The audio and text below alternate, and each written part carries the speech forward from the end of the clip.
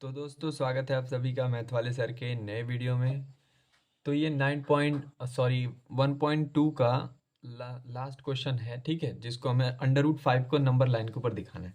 देखिए ये काफ़ी आसान है, 2 मिनट के अंदर बिल्कुल समझ में आ जाएगा। आखिर अंडर रूट 5 को कैसे दर्शाते हैं, कैसे डिसाइड करते हैं कि कितना लेंथ लें, ये सब कुछ बताऊंगा बिल्कुल स्टेप वाइज, ठीक है। तो चलिए वीडियो को स्टार्ट करते हैं। जैसे कि आपको अगर नंबर लाइन पे 2 दिखाना होता है तो आप सिंपली क्या करते हो, एक लाइन लेते हो और यहाँ पे 0 सेंटीमीटर, 1 सेंटीमीटर, 2 सेंटीमीटर, 3 सेंटीमीटर दिखा दिए और ये लाइन आपने पॉइंट दिखा दिया 2 का, ठीक। तो इस तरह से आपने 2 दिखा दिया। अब आपको अंडर रूट 5 दिखाना है। तो अंडर रूट 5 की वैल्यू क्या होती है? तो अंडर रूट 5 की वैल्यू जब आप चेक करोगे तो इसकी वैल्यू होती है 2.23606 ऐसे करके होती है नॉर्मली। हमें 2 अंक से मतलब है 2.2, यानी कि 2 से 0.2 अधिक, यानी कि जब भी आएगा तो अंडर रूट 5 की वैल्यू क्या आएगी, 2 से आगे ही आएगी, ठीक। तो हमें क्या करना है, अब हम निकालेंगे कैसे इसको। तो हम एक ट्रेंगल बनाएंगे इसको, ठीक है। और एक ट्रेंगल बना के पाइथागोरस थ्योरम हमें कहता है कि H square equal to P square plus B square, ठीक। बेस का सॉरी परपेंडिकुलर हाइपोटेनस का square equal to perpendicular square plus base square. तो इन दोनों की वैल्यू अगर आपको पता होगी तो ये आराम से निकाल लोगे आप। और यही हमें अंडर रूट 5 ला देना है। अंडर रूट 5 अगर ला देते हैं तो आर्क से यहाँ पे प्रकार के माध्यम से काट कर और एक लाइन बना देंगे, वही हो जाएगा अंडर रूट 5। तो चलिए देखते हैं कैसे करते हैं। सबसे पहले एक नंबर लाइन बनाते हैं, ठीक। तो ये हो गया नंबर लाइन, ठीक। अब नंबर लाइन पे मैंने क्या किया है ना, इन सभी का डिस्टेंस आपस में क्या होता है, बराबर होता है। मतलब इसका डिस्टेंस सबका 1-1 सेंटीमीटर पे बराबर है, ठीक है। इतना तक तो समझ में आ गया। इनका डिस्टेंस हमें बराबर रखना है। और हमारा अंडर रूट 5 कहाँ पे लाई करेगा, 2 के बाद लाई करेगा।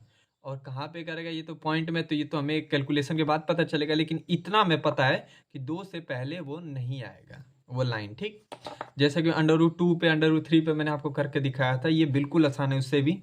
देखो सबसे पहले क्या करते हैं ना, कि मुझे पता है कि 2 से उधर ही आएगा, यानी कि मैं 2 मान लेता हूँ बेस, 2 सेंटीमीटर। 2 सेंटीमीटर बेस ले लिया और इसको कोई पॉइंट नाम दे देते हैं। कौन सा पॉइंट, ए, और ये बी पॉइंट। अब इसको मैं इसके पर नाम से बना देता हूँ, जैसे ही ये वाला पॉइंट है। अब मैंने इसको एक आर काट किया, ठीक।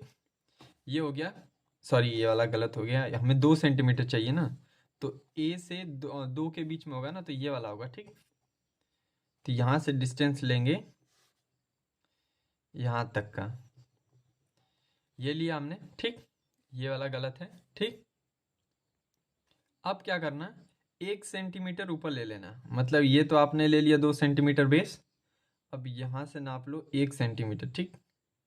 ये ले लिया और यहाँ पे कट कर दिया लाइन, ठीक। अब यहाँ से बिल्कुल एक परपेंडिकुलर लाइन ड्रॉ कर दो। पहले लिख लो फिर मैं बताता हूँ, ठीक। ये एक लाइन मैंने ड्रॉ कर दिया परपेंडिकुलर। अब देखो इन सब की वैल्यू लिखो। ए और बी के बीच में वैल्यू कितना थी, 2 सेंटीमीटर। अब इसके बीच की वैल्यू क्या है, यहाँ पे सी पॉइंट मान लेते हैं, ठीक। सी से बी की दूरी हमने रखी है 1 सेंटीमीटर, ठीक। अब 1 सेंटीमीटर ही क्यों रखी है, देखो जब अंडर रूट 2 निकाल रहे थे तभी भी 1 रख रहे थे सेंटीमीटर, 3 निकाल रहे थे तब भी 1 रख रहे थे, ठीक। और यहाँ पे 5 निकालेंगे तब भी 1 ही रखेंगे सेंटीमीटर, देखिए। तो ये परपेंडिकुलर है और ये बेस है, ठीक। तो हमें क्या मिल गया, एक परपेंडिकुलर, ये वाला परपेंडिकुलर मिल गया और बेस मिल गया। तो इस पॉइंट से 0 पॉइंट से लेंगे, ठीक है। अब मुझे ये वैल्यू निकालनी है और यही वैल्यू क्या आ जाएगी आपकी, अंडर रूट 5 आएगी, देखना। अब मुझे ये वैल्यू निकालनी है, यानी कि मुझे क्या निकालना है, परपेंडिकुलर पता है, बेस पता है, हाइपोटेनस निकालना है। तो बाय यूजिंग पाइथागोरस थ्योरम लिखेंगे। बाय यूजिंग पाइथागोरस थ्योरम देखो हमें निकालना है AC। तो AC का स्क्वायर या हाइपोटेनस स्क्वायर का फॉर्मूला क्या होता है, हाइपोटेनस स्क्वायर, यहाँ पे हाइपोटेनस का square plus base square plus sorry perpendicular square plus base square, वही वाला रख रहे हैं। तो AC है हमारा हाइपोटेनस, H से डिनोट किया है। और यहाँ पे P मतलब BC हमारा 1 सेंटीमीटर है ना, तो पहले BC का स्क्वायर लिख लेते हैं।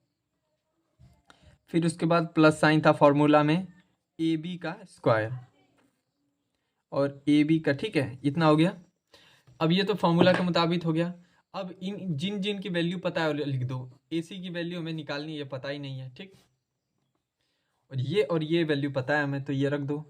तो बी सी की वैल्यू क्या है, 1 सेंटीमीटर का स्क्वायर हो जाएगा ये वाला, प्लस ए बी की वैल्यू 2 है तो 2 का स्क्वायर हो जाएगा, ठीक। और ए सी तो यहाँ पे पता ही नहीं है, तो ये चलता रहेगा, ठीक। ए सी इक्वल टू क्या है, 1 का स्क्वायर क्या होता है, 1 होता है, प्लस 2 का स्क्वायर क्या होता है, 4 होता है। ये दोनों आपस में ऐड हो जाएंगे तो 5 हो जाएगा। ये स्क्वायर चल रहा था। अब देखो ए सी का स्क्वायर इक्वल टू 1 आया, ठीक है। तो एक फॉर्मूला आपको याद होगा, मतलब ये मैथमेटिक का रूल है कि जब भी आप बराबर से इस साइड से स्क्वायर को इस साइड ट्रांसफर करोगे तो वो रूट में आ जाता है, जो भी वैल्यू होती है। तो यानी कि इसको मैं इधर भेजूंगा तो ए सी इक्वल टू हो जाएगा √5, इतना आ गया। यानी कि ए सी की वैल्यू क्या है, √5 है। तो √5 वैल्यू निकल गई हमारी।